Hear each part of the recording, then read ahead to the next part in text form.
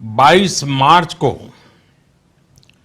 जनता curfew का जो संकल्प हमने लिया था, कोरोना एक ऐसी वबा है एक जो राष्ट्र सिर्फ के नाते गरीबों और आम इंसानों के उसकी पीछे सिद्धि पड़ी के है। लिए आखिर ऐसा हर क्योंकि आम भारतवासी ने इंसान कोरोना की गिरफ्त में आता पूरी है तो उसकी मौत संवेदनशीलता हो के साथ, जाती है, जबकि कोई खास पूरी इंसान अगर इस जिम्मेदारी के बीमारी का साथ शिकार होता है तो वो शिफायाब अपना हो जाता योगदान है। दिया। सियासतदान रैलियां करते बच्चे, हैं, सियासी बुजुर्ग, प्रोग्राम छोटे, करते हैं, बड़े, जहां हजारों का गरीब, मजमा लगा मध्यम, होता है वहां कोरोना नहीं जाता, हर वर्ग के लोग, जबकि इबादत गाहों और स्कूलों वगैरह में हर कम कोई वक्त बड़ी तेजी से पहुंच जाता है।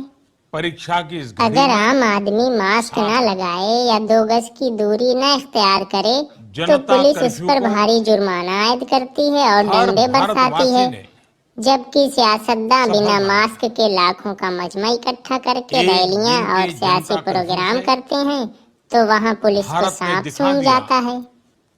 इस कि कोरोना जब काल देश में पर हमारे संकट वजीर आता है, आजम बंगाल में रैलियां कर रहे हैं और जब इलेक्शन की मानवता पर तैयारी में संकट आता मसरूफ है, हैं, जहां ना उनके चेहरे तो पर किस मास्क प्रकार है से हम और ना ही 2 गज की सभी दूरी का भारतीय ख्याल।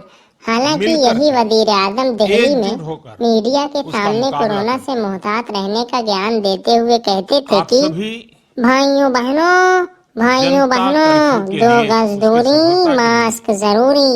भाइयों प्रशंसा के बहनों, पात्र हैं। जब तक दवाई नहीं साथियों, तब तक ढिलाई नहीं। आप अब इस कोरोना ज्ञानी बाबा वैश्विक का सारा महामारी, ज्ञान चला गया अंदर। उस पर पूरी आखिर ये दुनिया की कैसा स्थिति को सिस्टम है मेरे भाई।